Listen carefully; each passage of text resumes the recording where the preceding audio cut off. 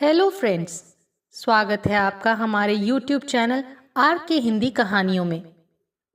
आज की कहानी है तुम देना साथ मेरा। इस बार शादी की सालगिरह पर कुछ खास करने की इच्छा है माहिरा की। बेटे अर्नव और आरव भी यही चाहते हैं।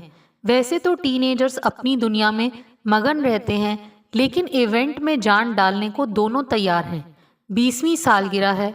अक्सर लोग 25वीं को खास तरह से मनाते हैं, पर माहिरा की सोच वर्तमान में जीने की रही है कि खुशी के पल आज मिल रहे हैं, उन्हें कल पर क्यों टाला जाए। पकोड़े खाने के लिए उसने कभी बारिश की बूंदों का इंतजार नहीं किया।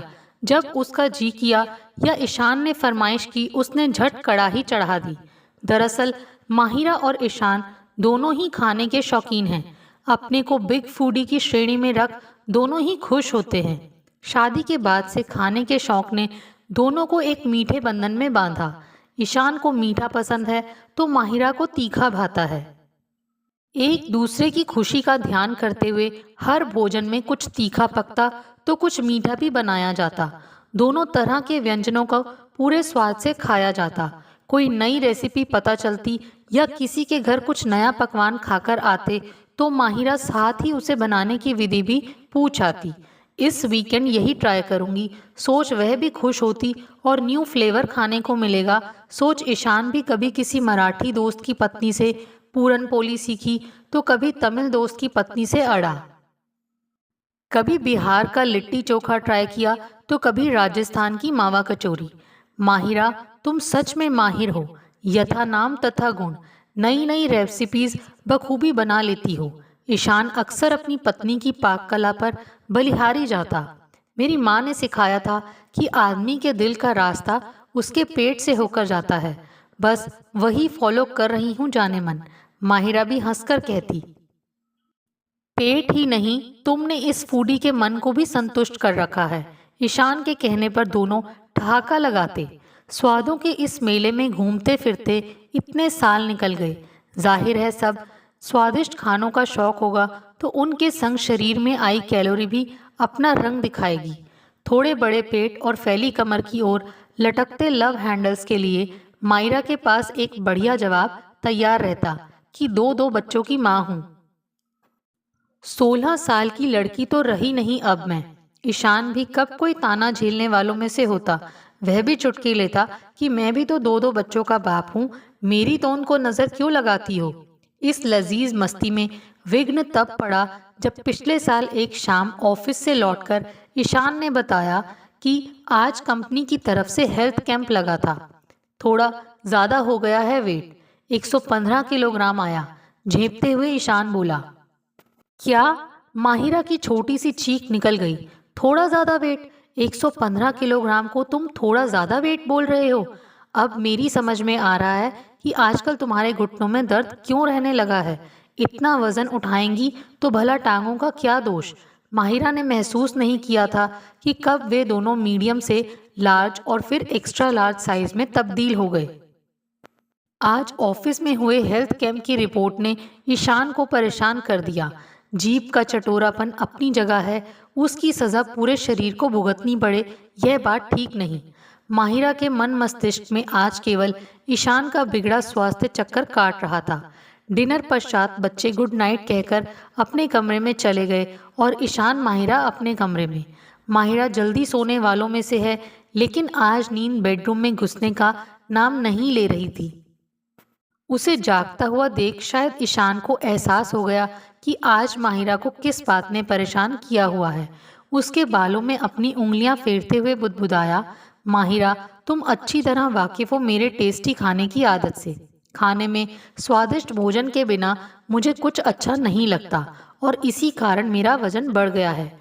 आज कैंप के डॉक्टरों ने मुझे और भी कई ब्लड टेस्ट करवाने को कहा। साथ ही काफ़ी हिदायतें भी दी कि तला भुना खाना, मीठा खाना, बेकरी प्रोडक्ट्स वगैरह सब बंद। इतना कहकर वह धीरे से हंसा। इन्हें क्या मालूम एक फूडी के लिए जीभ का स्वाद क्या होता है। इनकी सलाह मानकर जीना भी कोई जिंदगी हुई। जिंदगी जिंदा दिली का नाम है। डरने वाले का क्या खाक जिया करते हैं। डॉक्टरों की बात को इतना लाइटली मत लो ईशान। अगर अभी से शरीर अनहेल्दी हो जाएगा तो बुढ़ापे में क्या होगा। माहिरा ने अपनी चिंता व्यक्त की। तुम हो ना मेरा बुढ़ापा संभालने के लिए। अभी का टाइम तो अच्छी तरह जिए। वैसे भी मैंने कई इंश्योरेंस पॉलिसियां ले रखी हैं। Don't worry dear.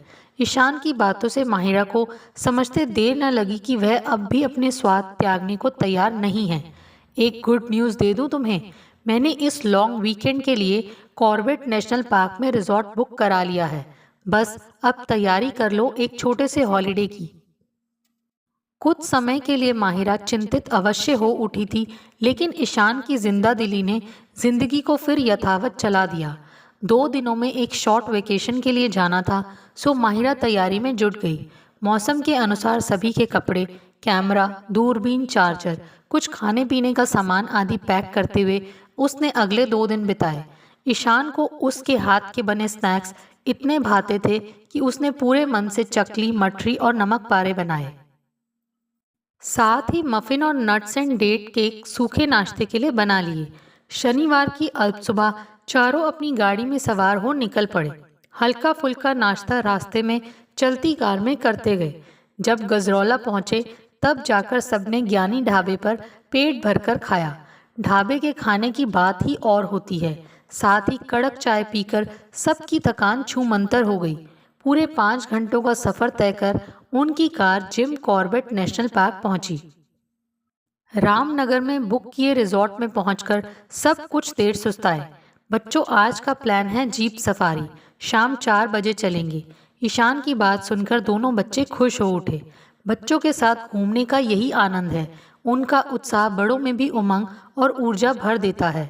आज जीप सफारी के मज़े लेते हैं और कल सुबह चलेंगे एलिफेंट सफारी पर। सुबह के समय में शेर देखने के चांस बहुत होते हैं और फिर हाथी के ऊपर बैठकर जंगल की सैर के क्या कहने।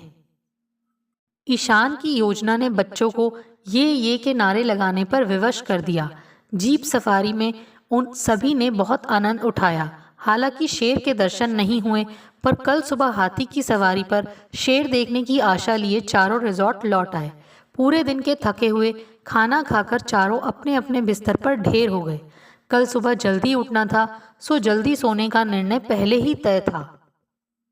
सोते हुए अचानक माहिरा को ऐसा प्रतीत हुआ कि बिस्तर पर कुछ हलचल हो रही है। उसने उठकर देखा तो ईशान बड़ी व्याकुलता से अपनी छाती सहला रहा था। क्या हुआ?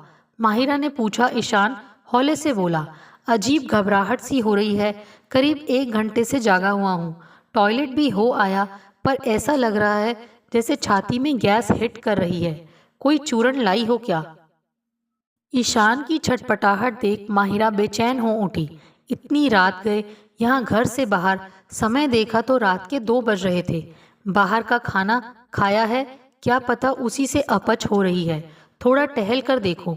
माहिरा के सुझाव पर ईशान उठकर कमरे में ही धीरे धीरे टहलने लगा। काफ़ी देर से टहल रहा हूँ, पर आराम नहीं आया। तब जाकर वापस बिस्तर पर बैठ गया था। ईशान के बिगड़ते मुंह से माहिरा समझ रही थी कि उसे तकलीफ हो रही है। उसने तत्काल रिसोर्ट की रिसेप्शन पर फ़ोन किया। यहाँ कोई डॉक्टर ऑन कॉल की सुविधा तो नहीं थी, पर हल्द्वानी में कई अच्छे अस्पताल हैं, यह बताया गया। बच्चे सो रहे थे। ईशान की तबीयत में कोई सुधार न आता देख माहिरा ने अस्पताल जाने का निर्णय ले एक टैक्सी बुलवा ली। बच्चों को यहीं रूम में सोता छोड़कर दोनों टैक्सी से हल्द्वानी के लिए रवाना हो गए। हल्द्वानी के ब्रिजपाल हॉस्पिटल तक पहुंचने में उन्हें पूरा 1 घंटा लग गया। रास्ता भर ईशान अपनी छाती सहलाता रहा और माहिरा उसके माथे पर बार बार छलक आई पसीने की बूंदों को पोंछती रही। सारे रास्ते दोनों चुप रहे। किसी की समझ में नहीं आ रहा था कि क्या कहे। माहिरा हताश होने वालों में से नहीं थी, किंतु वर्तमान स्थिति के कारण उसमें नैराश्य की भावना उभरने लगी थी। उसे आने वाले कल की चिंता ने घेर लिया। उसने खामोशी से ईशान का सिर अपने कंधे पर टिका लिया। इस 1 घंटे के रास्ते में न जाने कितनी भावनाओं के ज्वार दोनों के मन में शोर मचाते रहे। दोनों के मन के अंदर न जाने कितने विचारों का आवागमन निर्बाध चल रहा था। अस्पताल पहुंचे तो इमरजेंसी में दाखिल किया गया। ऑन ड्यूटी डॉक्टर ने चेकअप किया। पहले भी हुआ है कभी ऐसा? फिर रिपोर्ट बनाकर ईशान को फौरन आईसीयू में भर्ती किया गया। ईसीजी करवाया। फिर ईशान के हाथ में कैन्यूला लगाकर कुछ देर के अंतराल में 2 इंजेक्शन दिए। कुछ टैबलेट्स दी। थोड़ी थोड़ी देर में नर्स बीपी चेक करने लगती। ऐसे ही अगले 2 घंटे बीत गए। बाहर सूरज की किरणें हर ओर छिटक कर नए सवेरे का संदेश देने लगी थी, किंतु माहिरा और ईशान की रात अभी खत्म नहीं हुई थी। दोनों बहुत व्याकुल थे। माहिरा ने रिजॉर्ट में फ़ोन कर अपने बच्चों के नाम संदेश छोड़ा ताकि उठने पर वे इन्हें अपने पास ना पाकर डरे नहीं। जब ईशान की तबीयत में थोड़ा सुधार आया तब डॉक्टर ने माहिरा को अपने कक्ष में बुलाया। देखिए मैडम, जब आप आए तब आपके हस्बैंड का बीपी रेट 210-110 था, जो सामान्य से काफ़ी अधिक है, खतरनाक लेवल तक। इनकी यही हालत बीपी अटैक के कारण भी हो सकती है और हो सकता है कि यह एक हार्ट अटैक भी हो। इसकी जांच करने के लिए हमें इन्हें एडमिट रखना होगा। ट्रॉप टी टेस्ट भी करना होगा। कहते हुए डॉक्टर ईशान की फैमिली मेडिकल हिस्ट्री पूछने लगे। माहिरा इतनी डिटेल सुनकर काफ़ी घबरा गई। वह यहाँ अकेली थी, ऐसे में कोई भी निर्णय अकेले लेना उसे ठीक नहीं लगा। उस ईशान से डिस्कस करके ही आगे का कदम उठाना सही लगा। कहो ईशान, क्या तबीयत में थोड़ा सुधार फील कर रहे हो? माहिरा ने पूछा। उत्तर में ईशान ने तबीयत में सुधार बताया। तब माहिरा ने उसे वस्तु स्थिति समझाकर पूछा, एडमिट करने के लिए हामी भर दूं? कहो तो तुम्हें एडमिट करवाकर रिजॉर्ट जाकर बच्चों को ले आऊं? ईशान विषादग्रस्त हो बोला, सॉरी माहिरा, मेरे कारण तुम सबको कितनी परेशानी का सामना करना पड़ रहा है। कहाँ तो हम सब हॉलीडे मूड में आए थे और ये सब हो गया। तुम्हें अकेले ही। कैसी बातें करते हो ईशान, ये समय परेशान होने का नहीं, सही निर्णय लेने का है। अच्छा, तुम रेस्ट करो, मैं अपने फैमिली डॉक्टर से फ़ोन कर राय लेती हूँ। कह माहिरा ने उनका फ़ोन मिलाया और सारी स्थिति विस्तार से समझाई। उनकी बात लोकल डॉक्टर से भी करवा दी। उनकी सलाह पर ट्रोपोनिन टी टेस्ट भी करवाया। जब तक उसकी रिपोर्ट आई, माहिरा टैक्सी से वापस रिजॉर्ट गई। वहाँ चेकआउट किया। बच्चों को लेकर अपनी कार से ड्राइव करती हुई अस्पताल पहुंची। डैडी को इस हालत में पाकर बच्चे काफ़ी परेशान हो उठे। कितनी प्रसन्नता से छुट्टी मनाने आए थे।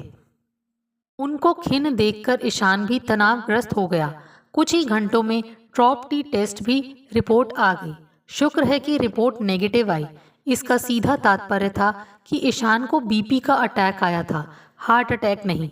स्थानीय डॉक्टरों से प्रिस्क्रिप्शन लेकर माहिरा ने ईशान को डिस्चार्ज करवाया और कार में सवार हो सभी घर रवाना हो गए। रास्ते में बच्चे फ़ोन पर गेम खेलने में मगन हो गए, किंतु ईशान और माहिरा का मन अभी भी भूत, वर्तमान और भविष्य के जाले पहुंच रहा था। कल और आज, इन 2 दिनों में उनकी जिंदा दिली से दौड़ती जिंदगी को बड़ा झटका लगा था। इस अनुभव ने दोनों को झकझोर दिया। उन्होंने कभी नहीं सोचा था कि उनके स्वप्न महल की ऊंची दीवारों को हिलाना इतना आसान हो सकता है। आगे ऐसी स्थिति ना उत्पन्न हो, ये सोचकर माहिरा ने अपने ग्रस्त जीवन को और प्रबल करने की ठान ली। जैसे नई रेसिपीज माहिरा में एक नया जोश फूंक देती है, वैसे ही ईशान का स्वास्थ्य वापस ठीक करने की इच्छा ने उसके अंदर एक नव ऊर्जा का संचार कर डाला। जीभ का जुनून छोड़ा नहीं जा सकता, पर कंट्रोल तो किया जा सकता है। लाइफस्टाइल बदलाव की मदद से अनहेल्दी हो चुकी जिंदगी को वापस ट्रैक पर लाने के लिए उसके हाथ में अभी समय है। सुबह नाश्ते की टेबल पर दलिया देख ईशान का चौंकना स्वाभाविक था। अक्सर माहिरा दलिये के कबाब या टिक्की बनाती थी। दलिया उन्हें बीमारों का खाना जो लगता था। खाकर तो देखो। ईशान के चेहरे पर उभर आए भावों को परखते हुए माहिरा बोली, दलिया भी टेस्टी हो सकता है, मैंने कभी सोचा नहीं था। ईशान के मुंह से नाश्ते की प्रशंसा सुन माहिरा को अपने स्ट्रैटेजी पर कॉन्फिडेंस बढ़ गया। आज का सारा दिन उसने बढ़ते वजन का सेहत पर असर और वजन बढ़ाने के तरीकों के बारे में सर्च करने में बिताया। दिन ढले जब ईशान घर लौटा तो वह पूरी तरह तैयारी के साथ सबके सामने आई। माहिरा के हाथ में कॉपी, पेन और कुछ प्रिंट आउट्स देखकर ईशान को थोड़ा अचंभा हुआ। ईशान, मुझे अपनी ज़िंदगी तुम्हारे साथ वैसे ही व्यतीत करनी है जैसे अब तक जीती आई हूँ, खुशी से, प्यार में डूबकर और हंसते खेलते। ईशान का हाथ अपने हाथों में लेकर उसने बात शुरू की। अपने शरीर के प्रति हमारा सबसे पहला कर्तव्य है और नेक्स्ट आती है हमारी फैमिली। फिर उसने अपने दोनों बेटों को पुकारा, अर्णव, आरव, आज तुम्हें एक कहानी सुनाती हूँ। तुमने सर्कस में जगलर देखा है ना, वह कैसे एक साथ कई बॉल्स उछालता पकड़ता है। वैसे ही हम सब जीवन के जगलर्स हैं। हम सब के हाथों में 5 बॉल्स हैं, 3 रबड़ की और 2 कांच की। रबड़ की बॉल्स को उछालो, गिराओ, पर वे टूटेंगी नहीं, वापस बाउंस करके हमारे हाथ में आ जाएंगी। किंतु कांच की बॉल्स अगर गिरी तो टूटना तय है। माहिरा अपने तीनों दर्शकों ईशान, अर्णव और आरव, जो पूरी तल्लीनता से उसे देख सुन रहे थे, की आंखों में आंखें डालकर कहने लगी, हमारा प्रोफेशन, हमारी धन संपदा और हमारा फ्रेंड सर्कल, ये तीनों हैं रबड़ की बॉल्स। एक बार छूट गई तो इनका फिर से मिल पाना संभव है। हमारा स्वास्थ्य और हमारा परिवार, ये दोनों हैं कांच की बॉल्स। इनके प्रति लापरवाही बरती और यदि ये हाथ से फिसल गईं तो अपना नुकसान तय समझो। माहिरा की संजीदगी देख ईशान समझ गया कि इस बार वह हेल्थ को लेकर काफ़ी सीरियस है। माहिरा ने प्रिंट आउट के जरिए ईशान को शरीर में अधिक फैट जमा होने पर होने वाले नुकसानों के बारे में समझाया, हेल्दी रहने के फायदे दिखाए, कई प्रकार के डाइट चार्ट्स भी शेयर किए। अगली सुबह अलार्म ने नींद काफ़ी जल्दी खोल दी। Sport shoes, water bottle, hanky, towel, सब कुछ तैयार था। माहिरा और ईशान ने रोज़ाना मॉर्निंग वॉक शुरू कर दी, साथ ही एक जिम की मेंबरशिप भी ले ली। इतनी रिसर्च का यह लाभ हुआ कि माहिरा डाइट में भी बदलाव लाई। अधिकतर घर का खाना, 1-2 चम्मच तेल में ही खाना पकाना, मीठे पर कंट्रोल, पोर्शन कंट्रोल, टाइम पर खाना आदि कदम उठाने से जल्दी ही ईशान को अपने घुटनों के दर्द में आराम मिलने लगा। 1 साल की तपस्या से शरीर का काफ़ी फैट उतर चुका था। माहिरा का साइज भी अब सिकुड़ कर मीडियम पर आ पहुंचा। शादी की 20वीं वर्षगांठ की पार्टी के उपलक्ष्य में दोनों ने स्पेशल पोशाकें सिलवाई। मैरून कलर कोऑर्डिनेट करके जब दोनों ने पार्टी में एंट्री की तो सारा हॉल मित्रों व रिश्तेदारों की तालियों से गुंजायमान हो उठा। कोई कहता, तुम दोनों को देखकर कौन कह सकता है तुम्हारी शादी को 20 साल हो गए हैं।